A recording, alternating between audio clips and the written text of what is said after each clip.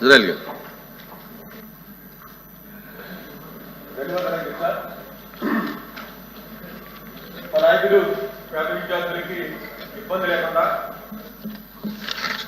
ప్రతి సంవత్సరం కూడా చదువుకునే విద్యార్థులకి బ్రహ్మాండమైనటువంటి ఆలోచన విధానంతో అమ్మఒడి అనే పథకాన్ని తీసుకొచ్చి 15,000 రూపాయలు ఇచ్చారు అధ్యక్ష.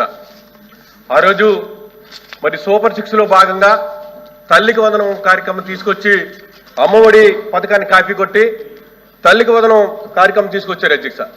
తీసుకొచ్చిన వెంటనే వీరు సుమారు ఈ రాష్ట్రంలో 87,42,000 మంది విద్యార్థులు ఉన్నారు అధ్యక్ష. వీరిస్తానన్నది 67,27,164 మందికి అని చెప్తున్నారు అధ్యక్ష.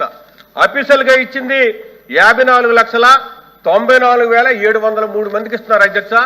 అందులోనూ మొదటి సంవత్సరం ఎగ్గొట్టారు అధ్యక్ష, రెండో సంవత్సరం అరకొరగా ఇస్తున్నారు అధ్యక్ష.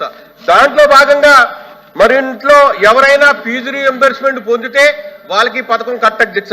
అదే సందర్భంలో విద్యుత్ బిల్లులు 300 యూనిట్లు దాటి వస్తే ఈ పథకం వర్తించట్లేదు అధ్యక్ష. అదే సందర్భంలో ప్రతి స్కూల్లో కానీ మా ఏరియాలో సాంఘిక సంక్షేమ పాఠశాలలు ఉన్నాయి అధ్యక్ష. అందులోకి వెళ్ళి అడుగుతుంటే కనుక చాలా మంది విద్యార్థుల్ని మీకు తల్లికి వందనం పథకం వచ్చిందా అంటే కనుక అందులో సగం మంది మాకు తల్లికి వందనం పథకం రావట్లేదన్న అధ్యక్ష. ఎందుకు రావట్లేదని కారణం అడుగుతుంటే కనుక కరెంటు బిల్లు 300 దాటితే ఆ పథకం కట్టదు అధ్యక్ష. అదేవిధంగా దయచేసి వినండి ప్లీజ్ అధ్యక్ష. అదే సందర్భంలో కేంద్ర రాష్ట్ర ప్రభుత్వాలు స్కాలర్షిప్లు పొందుతున్న వారికి ఈ పథకం ఇవ్వట్లేదు అధ్యక్ష. అదే సందర్భంలో కుటుంబానికి బియ్యం కార్డు లేకపోతే ఈ పథకం ఇవ్వట్లేదు అధ్యక్ష.